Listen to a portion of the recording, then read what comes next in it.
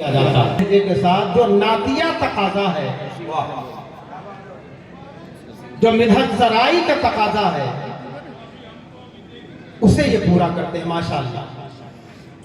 اس لیے اسپیشل اللہ تعالیٰ انہیں جزائے خیر عطا فرمائے کہ انہی چند شعراء نے نعتیہ لب و لہجے کو ہندوستان کی سرزمین پر بچا رکھا ہے۔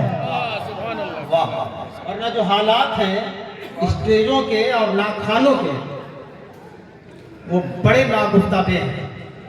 حضرت علامہ زبیر برکاتی صاحب قبلہ تشریف فرما ہے، صدر ادارہ جناب حضرت علامہ نظام الدین صاحب قبلہ قادری بھی تشریف فرما ہے، حضرت مفتی اسرار صاحب قبلہ بھی تشریف فرما ہے، قاری عفران صاحب بھی تشریف فرما ہے۔ نقیب تو بار بار آپ کے روبرو ہوتے رہیں گے۔ دراصل مجھے تقریر نہیں کرنی ہے، حافظ عالمگیر صاحب کا حکم تھا کہ تھوڑی دیر مائک پر آ کر مدرسہ کیا ہے، علم کیا ہے، عمل کیا ہے، 10 منٹ میں اس کو سمیٹ کر کے آپ کو اپنی گفتگو تمام کر دینی ہے۔ اس لحاظ سے میں آپ سے مخاطب ہوں، بیرونی علماء کرام آپ کے روبرو ہوں گے، شعراء اسلام آپ کے روبرو ہوں گے، بڑی بڑی باتیں آپ سنیں گے، بڑی بڑی شخصیات تشریف فرمائے آج کے جلسے کے لیے۔ میں چند باتیں آپ کے حوالے کرتا ہوں، مگر حوالے کرنے سے پہلے اپنے آپ کو حضور کے حوالے کر لیجئے اور درود پاک پڑھ لیجئے۔ اللہم صلی علی محمد صلی اللہ علیہ وسلم مولانا محمد وعلی آل سیدنا مولانا محمد بارک وسلم صلو علیہ الصلاۃ والسلام علیک یا رسول اللہ صلی اللہ تعالی علیہ وسلم۔ علم کی قدر کیا ہے اسے جانیں۔ کیا بات ہے، کیا بات ہے۔ یاد رکھیں دنیا کے سارے علوم کا تعلق اسی دنیا میں ترقی سے ہے۔ ایک ڈاکٹر کے پاس بھی بہت علم ہوتا ہے مگر اس کا تعلق اسی دنیا سے ہے۔ یہودی ڈاکٹر ہے، عیسائی ڈاکٹر ہے، مشرک ڈاکٹر ہے، جن کا مقصد، جن کا اوڑھنا بچھونا پیسہ ہے۔ اس دنیا میں بڑی بڑی چیزوں کا حاصل کر لینا ہے۔ بڑے بڑے انجینئر بھی پائے جاتے ہیں، بڑے بڑے سائنٹسٹ بھی پائے جاتے ہیں، بڑے بڑے فنکار بھی پائے جاتے ہیں اس دنیا میں، بڑے بڑے ڈاکٹرز بھی پائے جاتے ہیں، بڑے بڑے پروفیسر بھی پائے جاتے ہیں، مگر ان تمام لوگوں کے علموں کا تعلق صرف اس دنیا سے ہے۔ یہ جا چکے ہوں گے، یہ مر چکے ہوں گے، کتابی شکل میں ہو سکتا ہے کہ ان کا علم دوسروں تک پہنچ جائے، دوسرے لوگ بھی پڑھ کے ڈاکٹر ہو جائیں، پروفیسر ہو جائیں، انجینئر ہو جائیں، بیرسٹر ہو جائیں، پھر وہ بھی مر جائے تو وہ علم تیسری نسل تک پہنچ جائے، چوتھے جنریشن تک پہنچ جائے، مگر اسی دنیا میں دائیں بائیں آگے پیچھے ریورس کرتا ہوا یہ علم آگے بڑھتا چلا جائے گا۔ مگر یہ مدرسہ انوار سیدنا جہاں غریب بچے پلتے ہیں، چھوٹی تنخواہوں پر مدرسین کام کرتے ہیں، اسی دوران سوکھی روٹیاں کھاتے ہیں، کبھی دال بھات پہ بھی گزارا کرتے ہیں، کبھی مختصر کھانے پہ بھی گزارا کر لیتے ہیں، کبھی بھوک بھی برداشت کرتے ہیں، اور ان کا مقصد ہوتا ہے میں دنیاوی علوم حاصل نہیں کروں گا، وہ علم حاصل کروں گا جس علم کی بنیاد سرکار مدینہ نے رکھی ہے، اور جس کا فیضان یہ ہے کہ اگر اسے پڑھ کر عمل کر لیا جائے تو قبر بھی روشن ہو جائے، حشر بھی روشن ہو جائے۔ سبحان اللہ۔ ایسی لگائیے ماشاءاللہ، آپ ایسی لگائیے، اس کا فیضان یہ ہے۔ یاد رکھیے گا مرنے کے بعد چاہے کوئی شمشان جائے یا کوئی قبرستان جائے، جانا تو ہے۔ کچھ لوگ شمشان جاتے ہیں، کچھ لوگ قبرستان جاتے ہیں۔ شاید یہ سوچ لوگ بناتے ہیں کہ میں مرنے کے بعد جلا کر راکھ کر دیا گیا، اب کون حساب لینے والا ہے، میں تو راکھ ہو گیا، اور شاید کچھ فکروں میں ایسی بات بھی آتی ہو کہ میں جب مرنے کے بعد خاک بنا دیا گیا دفنا کر، اب مجھے کون حساب لینے والا ہے؟ یاد رکھیے گا، جو پہلی بار بغیر محنت کے انسانوں کو پیدا کر سکتا ہے وہ مارنے کے بعد دوبارہ زندہ بھی فرماتا ہے۔ واہ ماشاءاللہ ماشاءاللہ، کیا بات ہے، حق ہے۔ پہلی ہی بار اسے پیدا کرنے میں کوئی محنت نہ لگی، کن فیکون کہہ دیا، ہو گیا۔ بہت اچھا۔ تو مارنے کے بعد دوبارہ زندہ کرنے میں کیا محنت لگے گی جناب؟ اس علم کا تعلق اس سے ہے۔ یہ علم ہوگا تو قبر میں بھی کام آئے گا، یہ علم ہوگا تو حشر میں بھی کام آئے گا۔ کیسے؟ سنیے، کل میدان قیامت ہوگا، عابدوں کو، زاہدوں کو، تقوی شیاروں کو، تہجد گزاروں کو بلایا جائے گا۔ وہ جن کی تہجد قضا نہیں ہوتی تھی، وہ جنہوں نے ایک ایک نہیں ایک ایک درجن حج کر رکھے تھے، وہ جن کی اشراق اور چاشت بھی قضا نہیں ہوتی تھی، فرائض تو فرائض، واجبات تو واجبات، سنن مؤکدات تو مؤکدات، غیر مؤکدات تو غیر، نوافل بھی قضا نہیں، ایسے لوگ بلائے جائیں گے لاکھوں کی تعداد میں، لاکھوں کی تعداد میں بلائے جائیں گے میدان محشر میں حضور حق میں۔ اور دوسری طرف علماء کو بھی بلایا جائے گا۔ کیا کہنے، کیا کہنے، علماء بھی بلائے گئے، عابدین بھی، عالمین بھی، عبادت گزار بھی، علماء باوقار بھی، یہ دونوں بلائے گئے۔ اللہ تعالیٰ عبادت گزاروں کا حساب کرے گا، عبادتیں بہت ملیں گی، اجازت ہوگی جاؤ اب جنت میں جاؤ، تم نے میری کوئی نماز قضا نہیں کی تھی، جاؤ جنت میں جاؤ، رمضان آیا تھا تو رمضان کا احترام بھی کیا تھا اور روزے کو بچایا بھی تھا، جاؤ جنت میں جاؤ، کیا بات ہے، کیا بات ہے۔ تہجد بھی تمہاری قضا نہیں، جاؤ جنت میں جاؤ،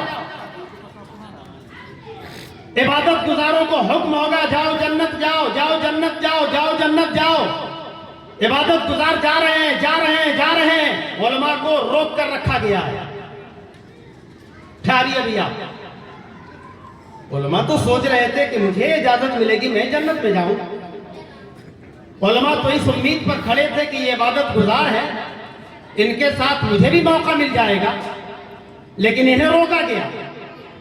انہی میں سے ایک صاحب کہیں گے پاک پروردگار کیا وجہ ہے کہ عبادت گزاروں کو اجازت مل گئی، ہمیں روکا گیا، ہمیں ٹھہرایا گیا قیامت میں، جانے کی اجازت جنت نہیں ہو رہی ہے۔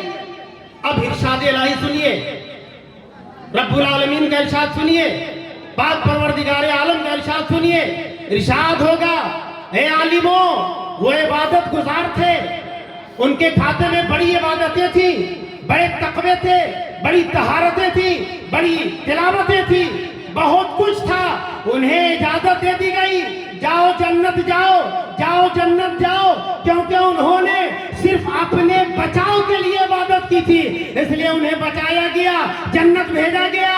مگر تیرا مقام الگ ہے، تیرا وقار الگ ہے، تیری پہنچ الگ ہے، تیرا وزن الگ ہے، تو اکیلے جنت میں نہیں جائے گا۔ ایمانداروں میں سے جس کو پسند کرتا ہے اس کی شفاعت کر لے، تیرے ساتھ ان کو بھی جنت عطا فرما دوں گا۔ نعرہ تکبیر، نعرہ رسالت، مذہب اسلام، بانی اسلام، فیضان امجد شریف۔ واہ واہ واہ واہ، کیا کہنے سے آئی صاحب، بہت عمدہ، ماشاءاللہ ماشاءاللہ، سبحان اللہ۔ عبادت گزاروں کو آسانی کے علماء کو روکا گیا صرف اس لیے کہا کے لیے تاکہ ہم جیسے گنہگاروں کو بھی ساتھ لے کے وہ جائیں۔ واہ واہ واہ۔ اب اس وقت کیسا لگے گا کہ جو ہم نے انوار سیدنا کے صحن میں علماء کی گفتگو سنی تھی تو اس کا فائدہ یہاں جو ملنا تھا سو ملا، قیامت میں بھی عالم اس وقت تک جنت کی چوکھٹ کو پار نہیں کرے گا جب تک کہ اپنے چاہنے والوں کو بخشوا نہیں لے گا۔ واہ واہ واہ، بہت اچھا۔ اور آئیے ایک روایت کا اور خلاصہ سنیے، ایک روایت کا اور بھی خلاصہ سنیے۔ آپ علم کی जगह पर बैठे हैं, बड़ी बड़ी गुफ्तगू अभी आप समाप्त करेंगे। देखें एक आरो हवाला मुलाजा करें। मैदान क़यामत होगा, शहीदों का मकाम तो आप जानते हैं बहुत ऊंचा होता है, बहुत ऊंचा, बहुत ऊंचा। वो चार जो हक को निजात के रास्ते बताए गए उनमें एक शुहदा भी है, अनअमल्लाहु अलैहि मिनन नबिय्यीन व सिद्दीकीन व शुहदा व सालिहीन। माशाअल्लाह,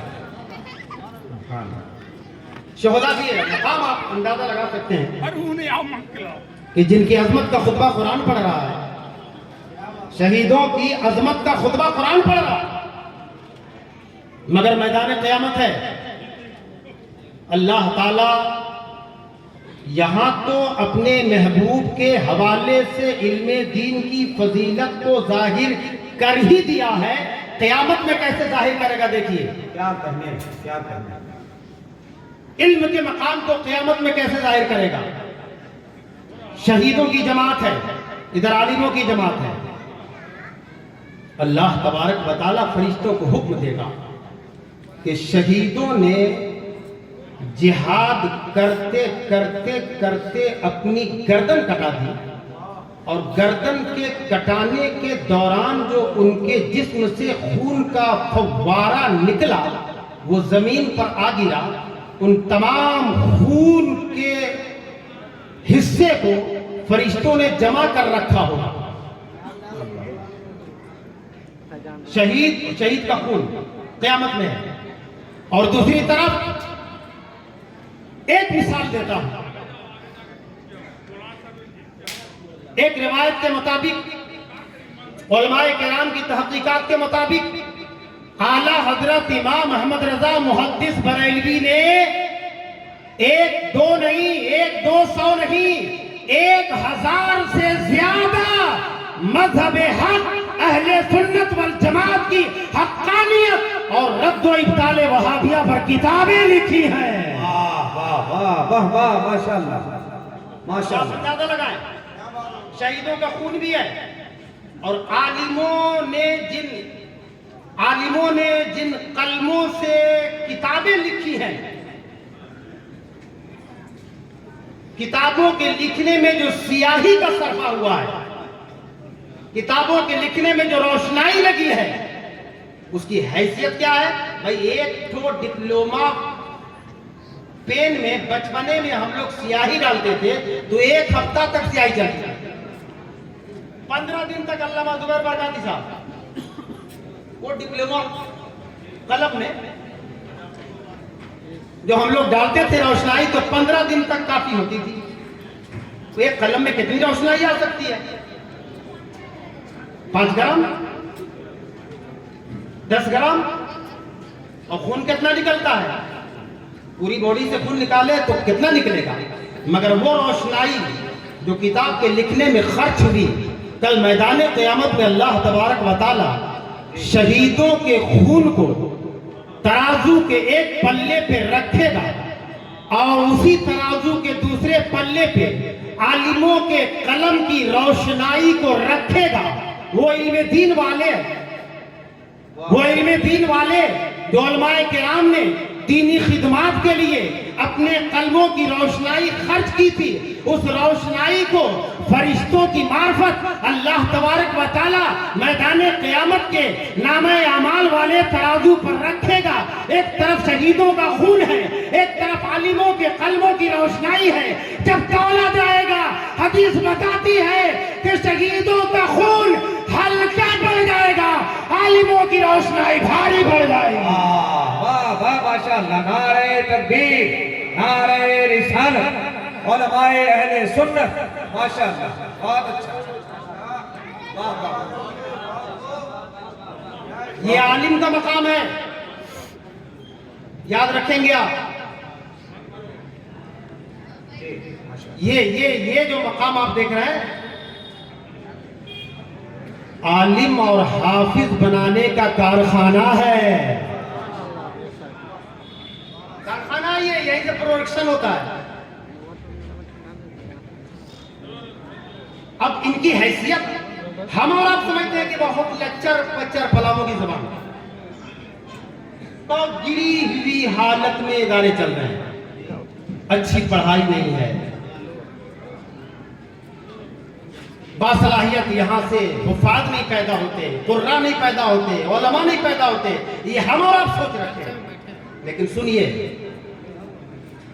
मैं आपको बताऊं, ये पलामू में इस वक्त जितने इदारे हैं, खुसूसन शहरी क्षेत्र में,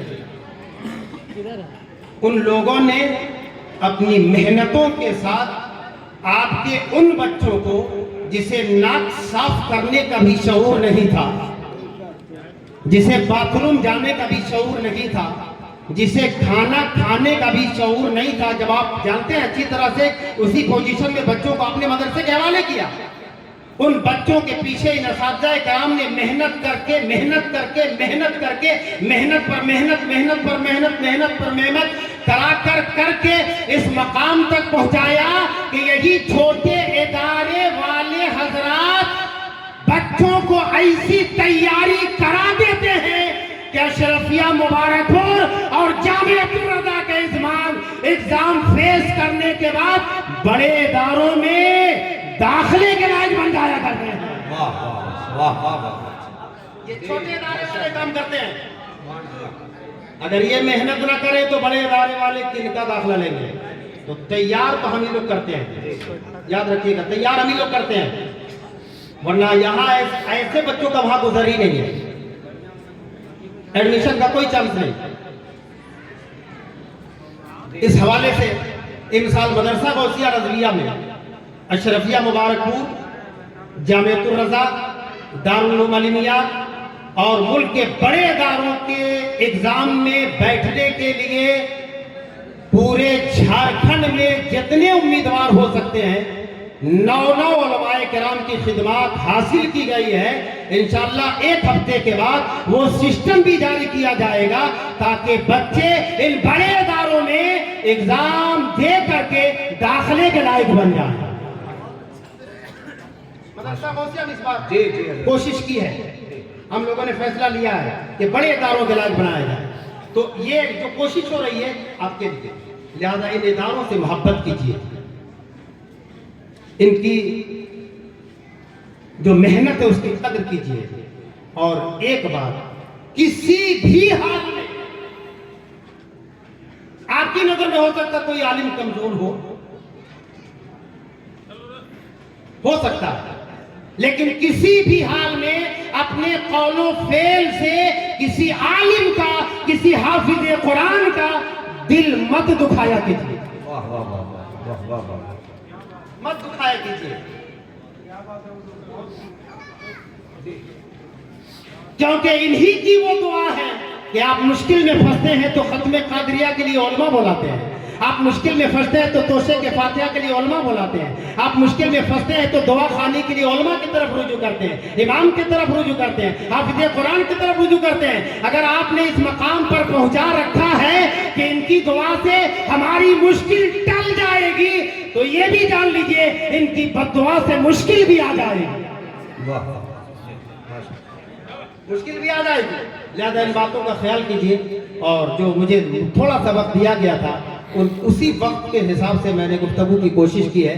बड़े बड़े खुतबा उलमा आपके बीच आया चाहते हैं, जरूर आएंगे, आप उनसे भरपूर गुफ्तगू सुनाएंगे। आज की रात को आबाद कीजिए और अल्हम्दुलिल्लाह मदरसा कादरिया अनवारे सैयदोना का भरपूर ताउन कीजिए ताकि मदरसा जिस पोजीशन में आज है कल इससे अच्छी पोजीशन में आपकी खिदमत अंजाम दे सके। वाखिर दावाना अनिल हम्दुलिल्लाह।